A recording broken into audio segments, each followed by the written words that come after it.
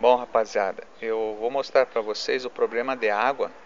Sempre dá aquele barulho estranho dentro do carro, barulho estranho de água, e a pessoa não sabe de onde está vindo. Principalmente da linha Corsa Joy. Você vai reparar o seguinte: o nome dessa peça aqui, ela se chama pestana.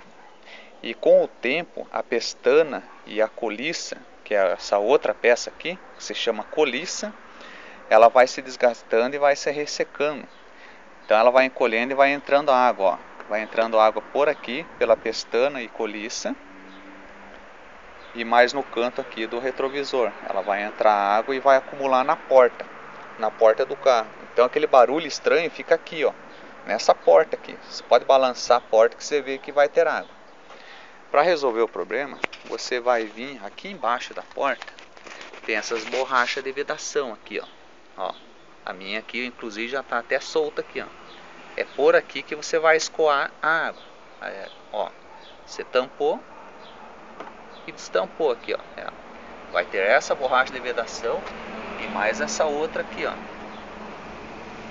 São duas borrachinhas de vedação, tanto na porta do lado do motorista e da porta do lado do passageiro.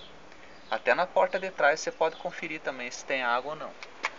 Estando isso aqui aberto, eu aconselharia vocês a tirar essa borrachinha, para a água ela sempre escorrer. Não vai ter problema não de enferrujar o metal, não. É melhor tirar e deixar ela sempre escorrer. Daí nos dias de chuva acaba esse barulho. Ok, pessoal? Espero ter ajudado vocês aí nesse vídeo aí. Um abraço.